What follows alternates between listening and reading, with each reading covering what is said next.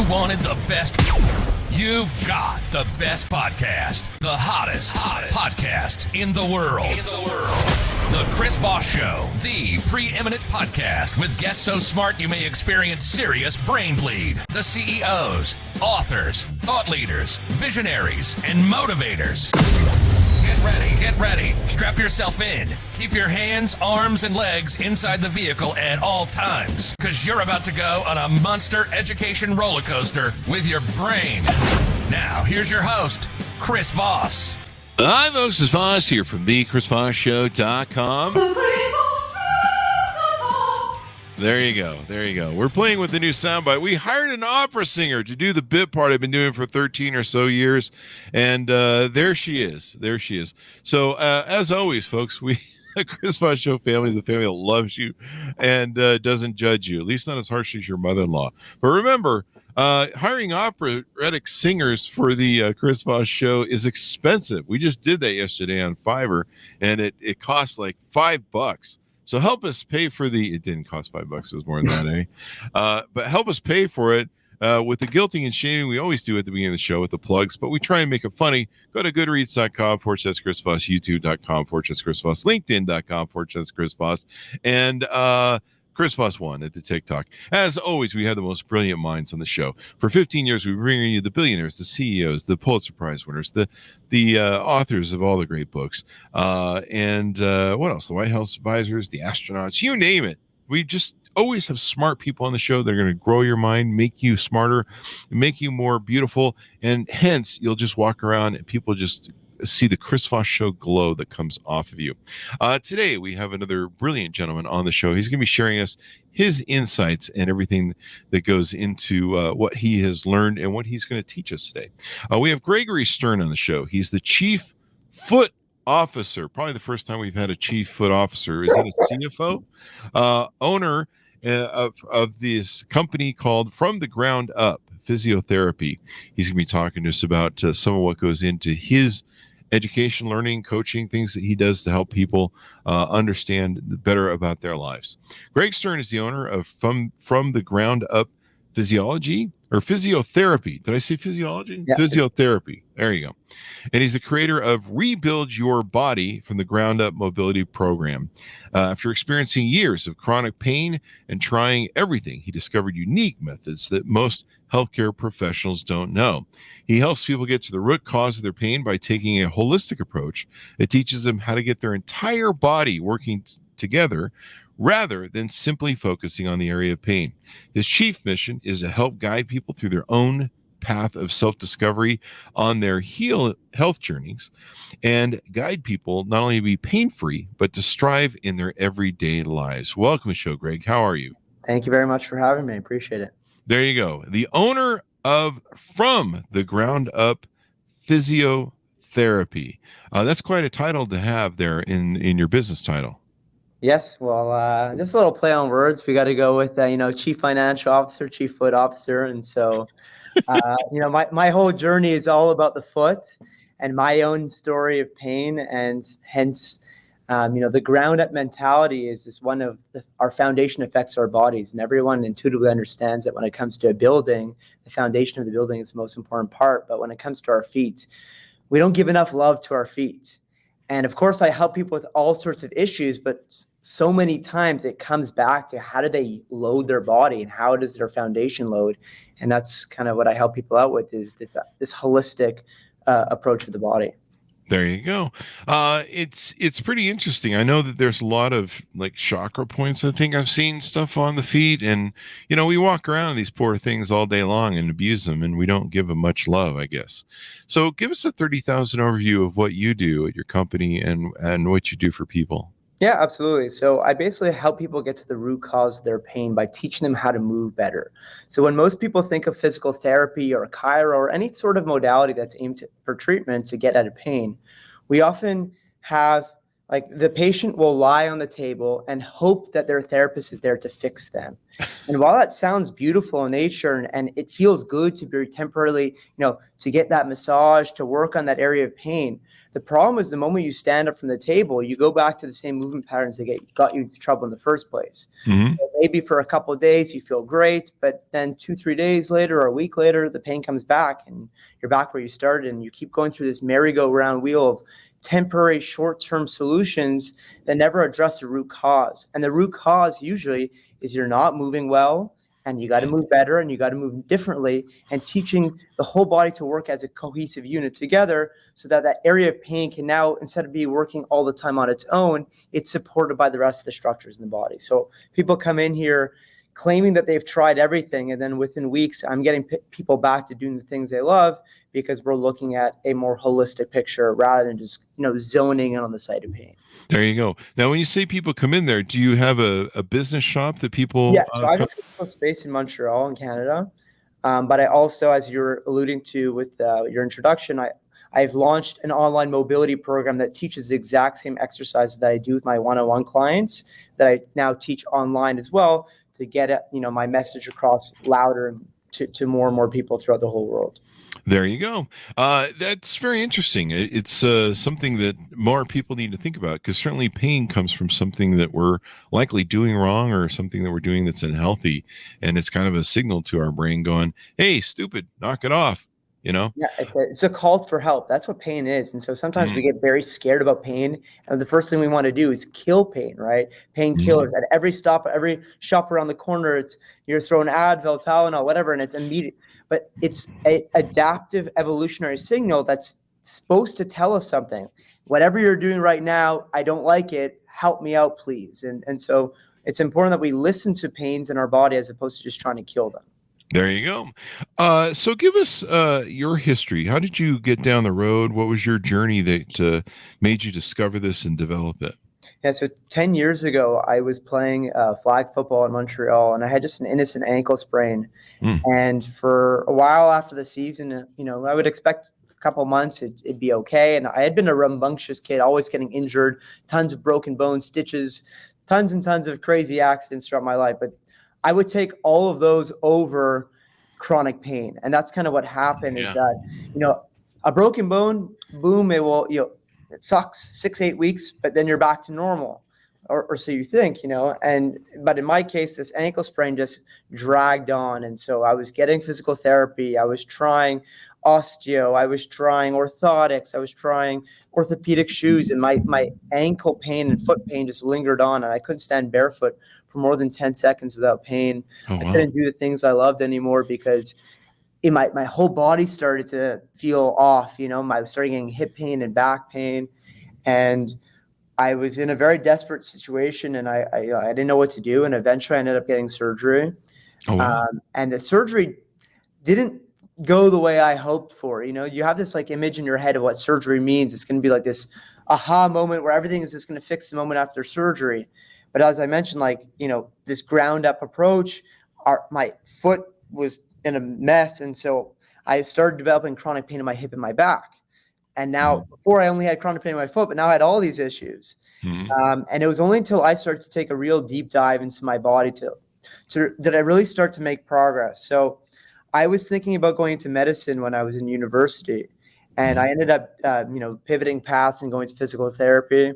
And beyond the classroom, I was attending seminars and workshops and starting to learn from people outside the confines of institutional education, because what I was finding, what I was learning in school was the same types of thing I was receiving for my ankle pain, just the hands-on, very isolated approaches. And I started to find the right mentors throughout the world, and slowly but surely chipped away and made progress. And now I'm at a point where I have no more pain. I go on hikes barefoot after not being able to stand barefoot for 10 seconds. I go barefoot hiking. I do slacklining. So, 2 trees and there's a little rope between. I can walk up that. I do lots of fun, cool things with my body. And now I share, the lessons and knowledge that I've accumulated along the way with my clients and my online clients and through different education platforms online. There you go. It's interesting to me, you were talking about how the foot pain turned into back pain, everything else. And I imagine that happens because you're trying to, you're maybe shifting your weight and standing differently. and that causes your back to get thrown out because you're suddenly walking. Yeah, your body's using different trying to strategies to compensate. accommodate. Yeah. Uh-huh. Yeah. Now you mentioned one thing that's kind of interesting. I found in your stuff is you're a total foot nerd, Mhm. and you're a barefoot hiker. Yes. Tell us about that. That sounds. I mean, do you go someplace that doesn't have big rocks, or? Well, the thing is, right? So remember, I was coming from someone who literally needed orthotics to survive. Wow. And that's one of the biggest fallacies that we have in the industry, and like that we were sold about foot pain. So imagine you came to me with neck pain, okay? I'm like, all right, I'm gonna give you this brace, and I want you to come back to see me in a year. You'd be like, well, what do you mean? Like, I need to get more mobility. I need to, develop the strength. I need to work on it rather than just bracing it. Mm-hmm. But for whatever reason, the logic we apply to our feet is a brace. So Oh, wow. our feet are like trampoline. They're supposed to go down and go up. Think about like the foot flattens, and people hear the word flat feet, they think that's a bad thing. But our feet are supposed to flatten to accommodate the ground. They load, they spread out, they widen, absorb force, and then they become very rigid and stiff and propel us forward. Mm-hmm. But unless we honor both functions, we kind of dishonor how the foot is supposed to work. And so all the hiking boots, orthotics, think about Asics, New Balance, Nikes. You think about all the good brands that are out there, and what's happening is your rigid motion control, stability, all these fancy buzzword terms that you hear, you're basically preventing the foot from moving. And if you've ever been in a cast, after a few weeks in a cast, what happens?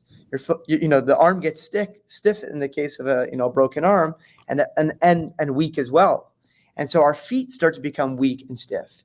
And so barefoot hiking was this journey that I went on of allowing my feet to start to feel the ground, work on uneven ground, and start to get stronger and move better as a result of actually just hundreds of thousands of years we've been barefoot. It's not as like it sounds crazy to many people like that hear it, but on the flip side, if we just think, wait a minute, haven't we always been doing that? Or our shoes that we used to have were just protection, but not imposing on our feet. And that's what's come about, is that all the conventional footwear that we think about that is good because of all its fancy technology, it's basically, yes, it protects our foot against, stabbing against glass on the floor here, but it's also now imposing on the foot. And so our feet start to change because they can no longer move well.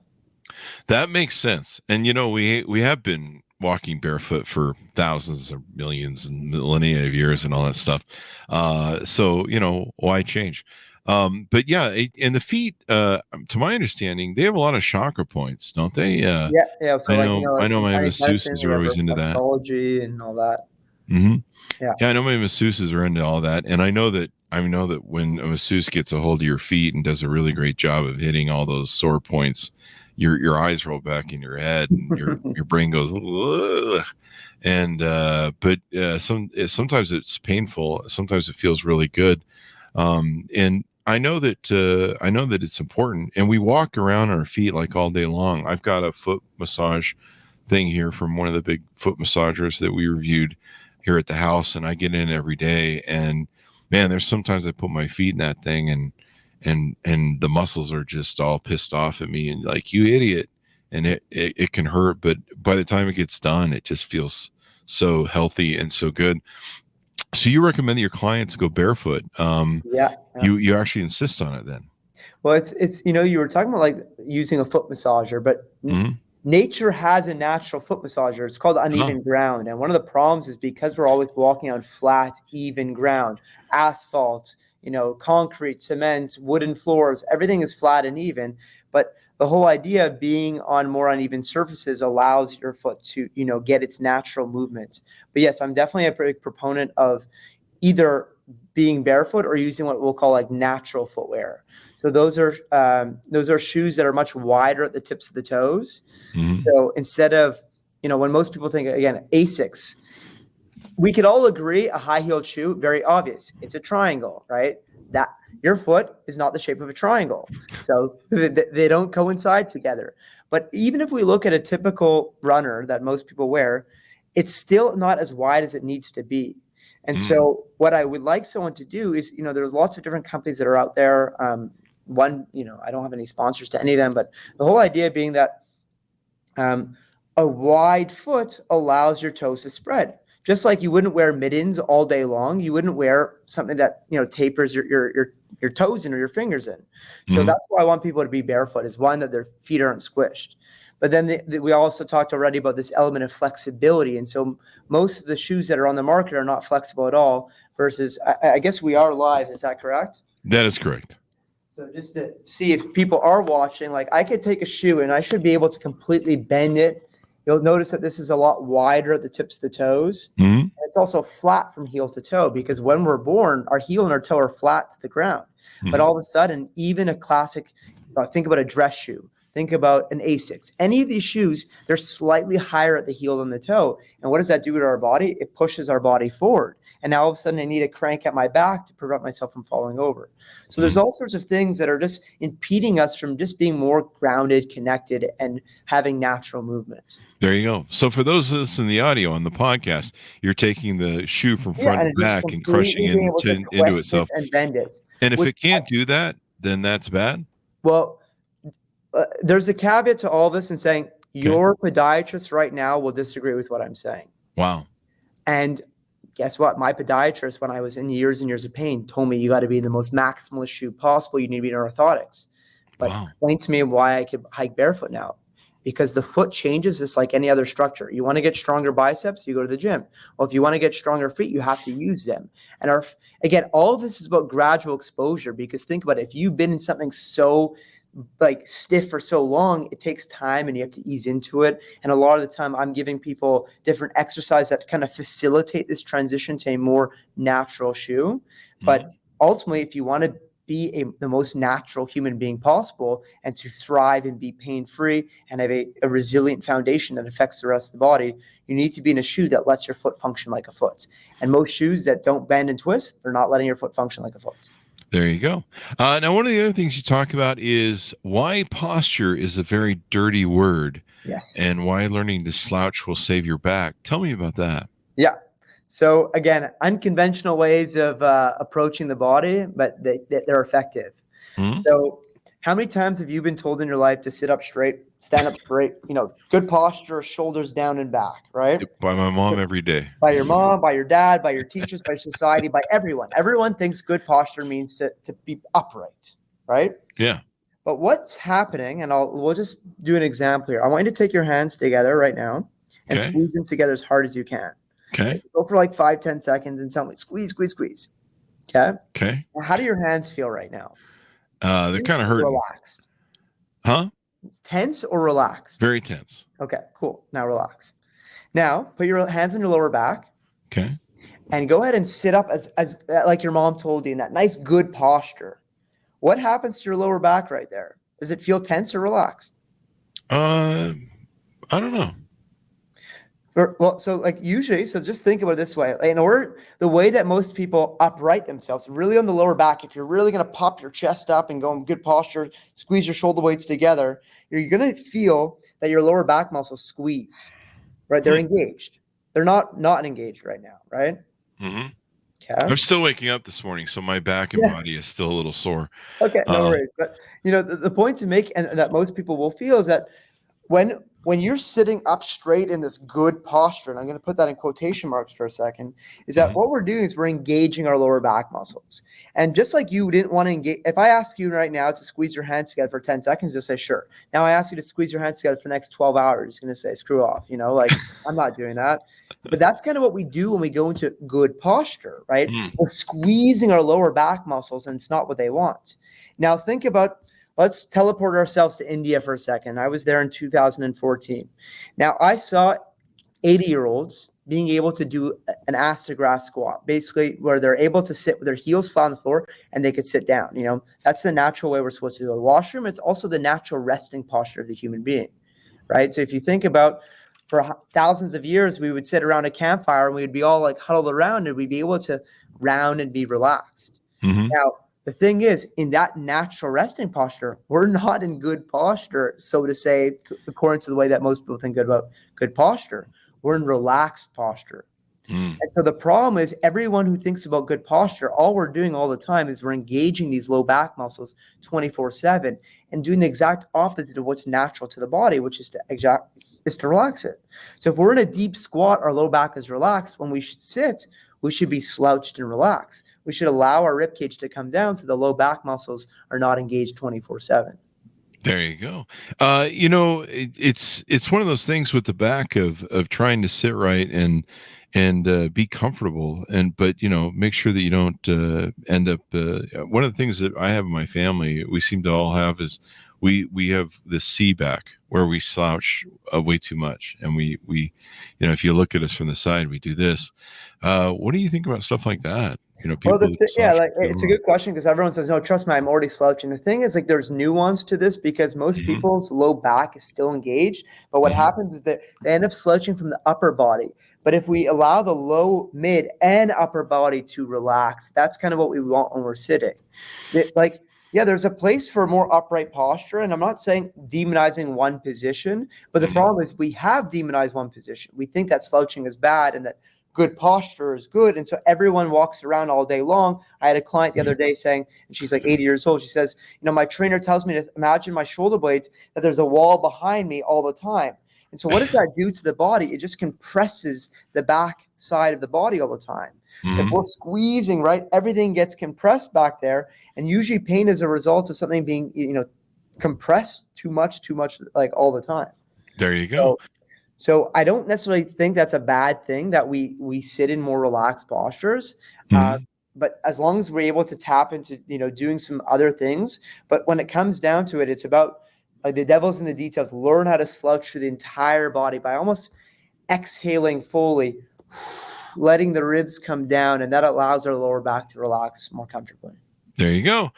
So one of the things you talk about is what role does victim mentality play in recovery? I thought this was very interesting because, there's some people that kind of go down a spiral of victimhood mentality. And sometimes you can't blame if you have cancer or something or, whatever. But I think with victimhood mentality, you don't feel empowered. And when you don't feel empowered, you sometimes can, make your condition worse. What are your thoughts on that? Yeah, I am definitely a big proponent of that because, again, if we look at the traditional model of therapy, it's like, I asked someone a question in my clinic, if I've got a magic wand, like, what do you want to be able to do? And they say, fix me, right? And so immediately they're taking the onus of responsibility and putting on the therapist, but it has to be the other way. Like, I'm there to be their guide. I'm there to show them things, but ultimately they need to take responsibility for their health.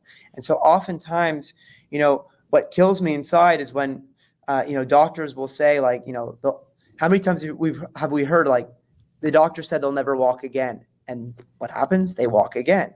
Yeah. So when we have this notion or this message that's so disempowering, like you're never going to do that, there's two types of people. One of them goes like, screw you, I'm going to do everything I can to make sure I can do it. And then the other side is like, your words are my reality. And so we like take on the words of the doctor. And so when we play a victim, we believe that we have no choice in the matter. There's nothing we could do about it. But healing is possible in anyone. I've helped years and years of chronic pain be reversed through proper movement. And you find the right coach that teaches you, that empowers you and guides you along the way.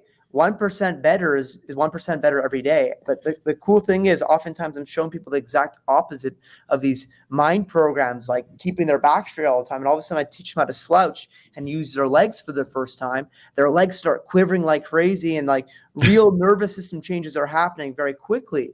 And so pain can be changed like rather rapidly if done by the right, approach. And that's this whole idea, like the approach can't be back pain equals, let me just stare at the back. I got to look upstream and downstream so that everything can start to work together. All right. That very interesting. That's, some people don't think of this stuff in that ways. So basically, there was this show I saw. Let me pull it up here on the side. It was on Netflix, and it was called the Blue Zones thing. Did you hear about that? I don't know about the show itself, but I know about the Blue Zones. And one of the people they found, they were basically a show about this guy went and found the centurions that were living around the world in kind of group populations, and he was wondering why they were so centralized and why they were living these long, extended, healthy lives. And he went and studied them. And one of the places, the blue zones he found, were these people that are constant. They don't do exercise. They don't go to the gym. Yeah. But they're constantly moving their body. Yeah. And I think it was in Japan. And you know how the Japanese will sit on the floor? Yes. They'll cross their legs. And you're like, God, that seems, don't you have a couch, eh? But they'll do that. And he found that these people, and I think this has been found in other studies, people that move their bodies, their whole bodies, and move it in different ways, and they're moving it throughout the day when they do stuff, because they're in the fields doing the old style farming or working in their shop, or they're constantly moving, as opposed to what we do, where we sit in front of a computer all day long. And they found that that's one of the factors to these centurions, where they live a long life, and their bodies are constantly moving, and they're constantly burning. They don't put on a weight either, because they're constantly burning calories doing everything they do to lead their lives. Yeah, well, if you hear 75-year-old female or male found on the floor in North America, we think hip fracture. Like, we immediately associate, like, older person in floor, bad, right? Mm-hmm. However, in their culture, you sleep on the floor your whole life. I don't know about everyone, but yes, I've been to Japan, and the old school style is to sleep on the floor. So every single day you're practicing standing up from the floor. But for many people, they're like, I asked them, let's go to the floor. Oh, no, I don't go to the floor. It's like, what do you mean you don't go to the floor? And so it becomes this thing that it's like, imagine you're standing on a bridge and you're looking down that bridge. Well, that's scary. But for people to look at the floor and think that's scary, that scares me, because it's just showing them, like, it's so unfamiliar. And when we sit on the floor, like, I'm a big proponent of sitting on the floor, because when we do sit on the floor, what happens is after a few minutes, we get a signal that we're uncomfortable. And guess what? We change positions. But when you're sitting in a $500, a nice chair, lazy boy, whatever, you're not going to move because it's super comfortable. And the problem is we sit our butts in two positions the whole entire day, and the shifting and moving is what we need. And so exactly, these blue zones, it's that constant, no like massive exercise, but the slow daily grind of gentle movement throughout the day and different shapes and positions. So that's the key, is that we expose our body to these shapes and positions to keep our body healthy and young. There you go. And it's been found that people that keep moving throughout their day and their life, I need to do something in my chair or something, come up with something for the computer work that I'm always engaged in. But I try to get up a lot. I find that I have to get up a lot and do stuff, especially with my older age and what's going on with that. It's really important. You talk about why freedom and movement and why they're important to work together. Tell us what that means. Sir, do you mind repeating what you said? Freedom and movement, and what do they have to do with each other? Well, I guess, movement gives you freedom, and freedom gives you movement. It's like this idea that instead of us, what do people want ultimately at the end of the day? Like, they want to close their eyes and think back to a time in their childhood where, like, they didn't have to think about their movement. There was no fear involved. And so the goal of the things that I do with people is to give them that sense of freedom again in their bodies. So I think that's really what I was getting after there, was this idea that we should just all be able to exude a sense of, playfulness in our bodies throughout our entire lives. There you go. And movement is really important. You talk about the Japanese, they sleep on those little cots I've seen, and which are very similar to like a yoga mat, and you see people when they're doing yoga, they're basically moving the body. And it's kind of interesting how that seems to have a meditative approach of healing and making the body feel better. And people are like, well, I'm, doing yoga, but it's the movement probably that is the big factor in there, right? Yeah, well, I mean, like we've always slept on the ground throughout the entire history of mankind, or like, you'd stack up some stuff, but it would still be a more firm surface. And then you go to a hotel or whatever, and it's like the most soft mattress in the world where you sink in, and it feels good initially, but it's not what our body wants because again, even this idea of we talked about sitting and adjusting positions when we sleep. Our body should be moving as well a little bit. Again, it's happening unconsciously while we sleep. But if you're in something that's so sinky, then you basically can't move because your body just like is stuck in that hole of the bed. I injured my back years ago, and I started sleeping on the floor because if I didn't, I would end up just like a pretzel, all messed up and in pain. And so I started sleeping on the floor, and I did that for years because it was just more comfortable.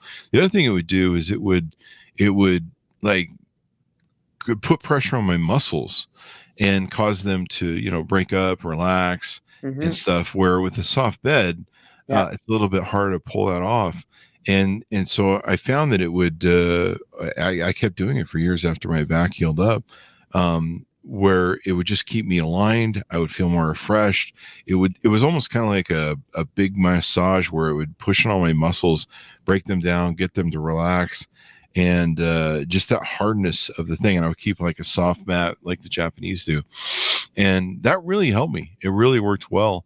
Let me ask you this. Do you work with people that have, I know that people I know in my family have pre-diabetic sort of symptoms. And they've talked about, was it myopathy? Neuropathy. And it's a system where your feet have issues. Is there a way to heal from that or a way to improve that? So I have a little quick story there. I was dealing with a rabbi's wife. So you can imagine a rabbi's wife being more conservative in nature in the way that she dressed. And so she was always wearing socks in the house and always having her feet covered. And she was experiencing 3 years of foot numbness. Wow. She went to doctors, neurologists, podiatrists, and they were all like doing all the tests and everything was coming back normal. And, there was a local little thing about my clinic opening up and about me being the foot nerd. And so she came and made an appointment with me. And I had her, explain to her the concepts I was talking about before. Our feet have 20,000 nerve endings on the bottom of each foot. The same number in our hands, okay? Now, our hands are responsible for touching, fine motor skills, typing, whatever it is, attuning to the environment, right? They connect to what we manipulate. And our feet are the same exact thing. And the thing is when we cover them with thick, cushiony footwear. So think about the Hokas, the Adidas Boost and the Air Max and all the things that we say, it feels like I'm walking on a cloud. Unfortunately, walking on a cloud is not what your body wants. It wants to be connected to the ground instead of floating. And so I just, I have this little spiky mat actually here. So I'll just. It sounds like the same sort of principle of the mattress, if it's too soft. So you might see this idea. There's little spikes here. So it's called an acupressure mat, okay? And I had her stand on this acupressure mat, and the first time she jumped like crazy because it was so intense for her. But after she came back on it and she used it a couple of days, and she ended up buying one herself. And I had her wear toe spreaders, so the idea of like getting her toes to spread out more again, so the nerves could also have space. Oh wow! 2 weeks later, after 3 years, all her numbness was gone. Really? Wow. 2 weeks. So all the doctors that I poked and prodded, simplicity is the answer. We talked to go barefoot. It's very obvious. Like nature produced amazing bodies that have the capacity to heal. And it's the use it or lose it principle. So, I mean, people with diabetes, like oftentimes like there's a insulin resistance side to that. And so for sure, working on reducing refined carbohydrates and sugars to, properly attune your insulin resistance is a huge important factor in that. But also just getting your feet to feel again. I might be sensitive, but we need to desensitize our feet. So like if you had a blindfold on for the last 3 years and I took your blindfold off the first time, like it would take you like an hour to open up your eyes because you'd be so sensitive, right? Well, it's the same thing with our feet is that so many people, the only time they're ever barefoot is when they're on a beach. And then when they do go on the beach and they walk on a little stone, like, they're walking very gingerly. But the key thing, if you go to other places in the world, rural villages, kids are playing out barefoot, running on rocks and roots. And so that is the thriving state of the being, is to be connected. And so I would encourage anyone that has any sensitivity in their feet to go out and just like buy an acupressure mat, and just slowly desensitize the foot. Go on your backyard or go to a park and start walking around on the grass instead of thinking that I need to be in shoes all the time. Yeah. That makes sense. I really like this. The acupressure mat. Is there one that you recommend? I'm looking at several on Amazon. No, and honestly, on Amazon, they're all pretty similar. Are they? Come from China. They're all just like pokey mats that you could just. And then it looks like they have some that are for your back and your neck. You could actually lie in them on your back. Really? You have some cool relief from that as well. These are interesting. Pillow. Yeah, it's pretty cool. And then you need one for your foot. So that the one that for your back is you basically just stand on it. You just stand on it and do that. Yeah. This is really interesting. I never heard about this. I've my masseuses back in the day, they would always tell me about, hey, you need to make sure that you, there's acupressure, and you would feel it, when they go in there and they hit those points, you're like, wow. But I've learned over the years that those pressure points need to get pushed through. But years ago, pressure points also the skin as well. That's important. Really? Yeah. Well, the skin is what is where all these nerve endings are located. So yeah, it feels good to get the deep massage, but ultimately we want to desensitize the skin and the layers beneath that where all those nerve endings lie. It's kind of funny. I'm looking at some of these and they look like torture devices from the medieval times. I'm looking at the little dudes, and I guess this explains, when I was young, you'd see those guys over in Japan or China that would sleep on the nail beds. Yeah, and you're like, that looks painful. And then all their ball game. And I imagine some of acupuncture probably does a little bit of the same thing. Yeah. And getting those muscles relaxed. Years ago, I used to go to this chiropractor all the time. My back was constantly out. I was under so much stress running 3 companies, and I was almost living at the chiropractor. And I would get in the car and I would start driving back to my office, and my back would just start seizing up again. And one day I just got pissed and I drove back to him and I go, I don't understand. You just worked on me, and I get, 5 minutes down the road and my back's locked up again and needs to be adjusted. What is going on with me? Like, am I dying or whatever? And he goes, no, I probably shouldn't talk to you about this because you probably won't ever come back to see me again. He goes, but what you have is you have muscle issues. You don't have spinal issues like bone. He goes, you have muscle issues. And he goes, what your back is doing is your muscles are throwing your back out and they're pissed off. And he goes, the reason you have pain is because what happens with the muscle is the blood is going through the muscle and the muscle gets overseized. And so it's blocking the blood from going through there. And that's where your pain is coming from. And he goes, so here's what I want you to do, because you have these pressure points, these muscles that are really being a problem for us. He goes, I want you to get a tennis ball, and I want you to stand up against the wall, and wherever you're feeling the pain or that tightness of muscle, lean up against the wall and roll. You get really good at this after a while. It's hard to do at first, but you roll that ball around. And then he goes, anytime you find a pressure point, he goes, it's going to hurt like hell. It's really going to hurt like someone's stabbing. Sometimes it feels like someone's stabbing you. But just put the ball on there and put the pressure on the muscle. And he goes, what happens is you press on the muscle, and when you compress it, you're going to get the blood flow to start going through there, and then it's going to pop and release. And you know what? I never went back to a chiropractor ever again. It actually worked. I definitely want to comment on that story if you don't mind. Please do. Well, the thing again, like as I was mentioning at the very beginning of our talk, was like, how does my approach differ from most other people? And like whether you're a physio, you're chiro, whatever it might be, adjustments, hands-on therapy, whatever active release technique that you went and got a course in and you have it next to your name, those are all one tool in the toolbox. Mm-hmm. And like, your ball on your back is one tool in the toolbox. But the key thing of why like people that see me don't have to keep going back for adjustments is because we're getting to the root cause of the pain. And so why does your body go back into that, seize mode? Because it doesn't feel safe. And so you're just like cracking, and, he's imposing his will on your body. And then your body's like, well, I don't want that. Like there's a reason I'm stiffening up. And unless you yourself guide your own nervous system through, safe, gentle movements to get you back to a place where you're comfortable moving again, that's only the time when it's going to finally learn to let up and relax. And so that's the thing, is that people go on this freaking treadmill or, conveyor belt of the same treatments over and over again. And they're like, oh, if I could just get that one crack, everything will be fixed. And that's how people think. And it becomes literally like crack cocaine, the way that people go to these, to chiros, like all the time. I hear it. And the chiro takes an x-ray before and after like their treatments. But the reality is, if you take a look after their spine a year later, there's no such thing as a perfect spine alignment. It's more, how does your nervous system manage gravity? We're all against gravity. So we need to learn how to do things in standing. And so what I teach people is the exercises that I do with people, and I was mentioning the idea of shaking.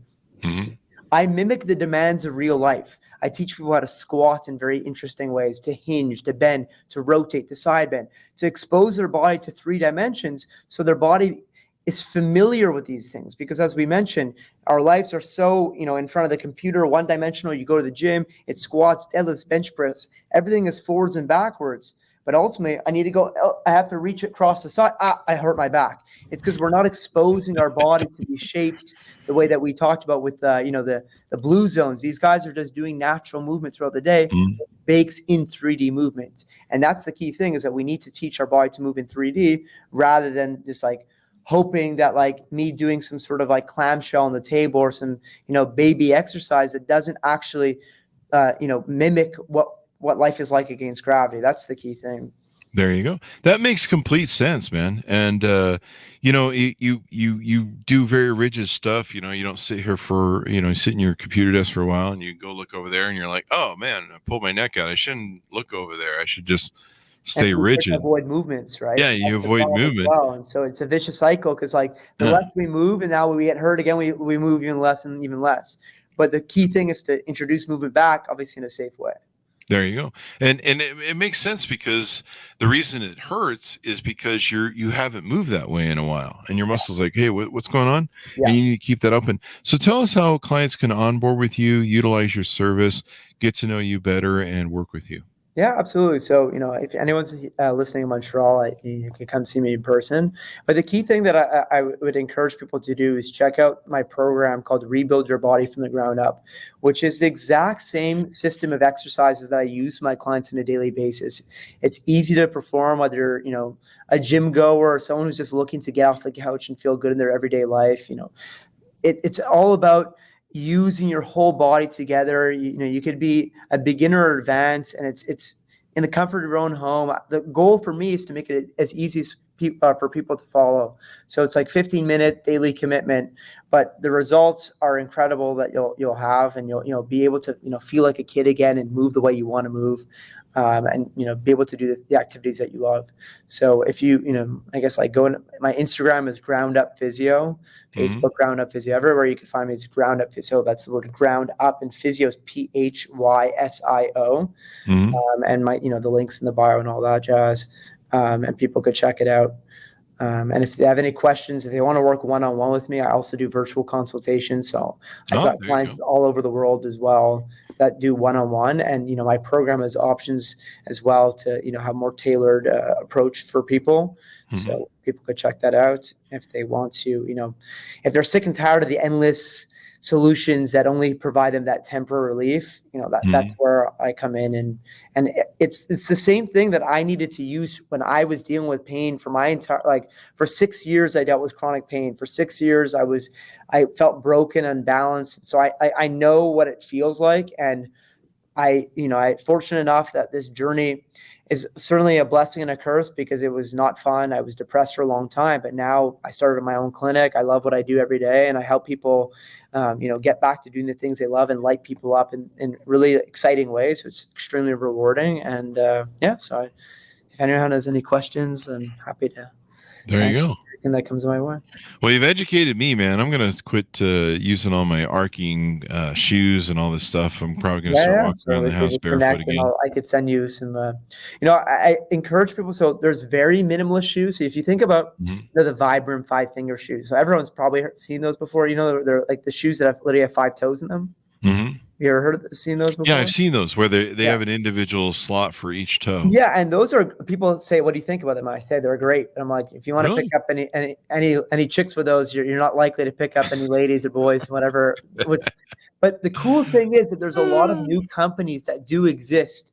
One of them being the name Ultra, Altra. So instead of and what I like about the shoe for most people to start with is it's cushioned, flat, wide, and flexible, but because most people are used to the cushioning, it's somewhat easier versus something along these lines. This is a company called Vivo Barefoot, and these are extremely thin. As you can see, there's no sole. And so they're like, for me, the thick soles are too much, but it's because I've made the transition and I'm so used to being barefoot all the time. Again, I couldn't stand barefoot for more than a few seconds. So I like, someone says, "Oh, it won't work for me." It's like, no, it will. You just have to, our feet change in response to load. Yeah, and so you our got to bodies change in response to load, but good load, right? So, all these different foot companies exist, and so you don't have to only wear those 5-finger toed shoes.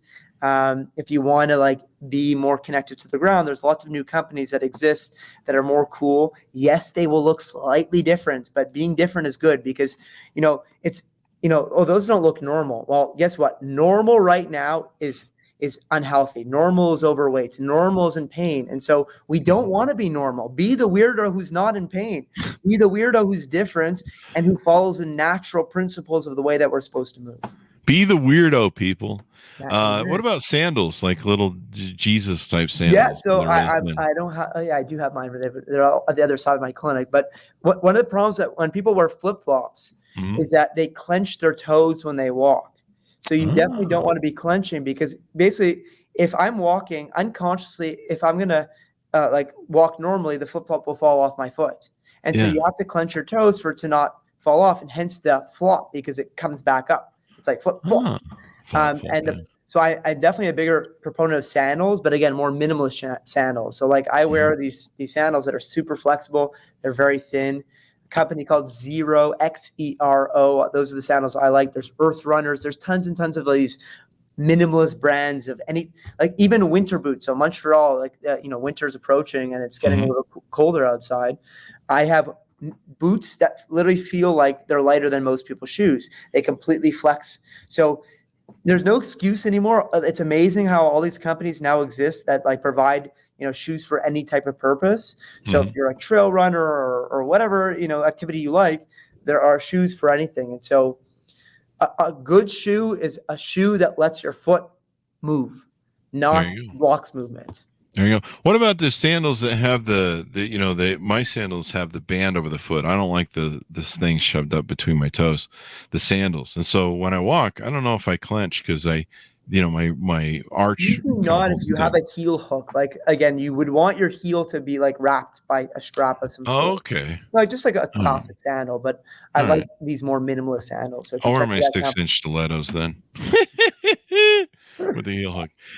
Thank you very much, Greg, for coming on the show. Give us your .coms one more time for people as we go out. So I would just suggest people going either groundupphysio.com or Instagram, Facebook, TikTok, YouTube at Ground Up Physio. There you go. Thank you very much for coming on. We really appreciate it, Greg. It's been very insightful, and you've changed my mind in how I'm going to use my feet. I'm going to start using them. Awesome. Love it. There you go. 1 foot at a time, right? 1 foot at a time. I'll just put 1 foot forward, but I'm definitely going to change some of my patterns. Thanks for coming to my audience as well. Refer the show to your family, friends, and relatives. Give us a 5-star review on the iTunes. Go to goodreads.com/Chris Voss, youtube.com/Chris Voss, linkedin.com/Chris Voss, and Chris Voss 1 on the Chris Voss channels. Thanks for tuning in, and be good to each other. Stay safe. We'll see you guys next time.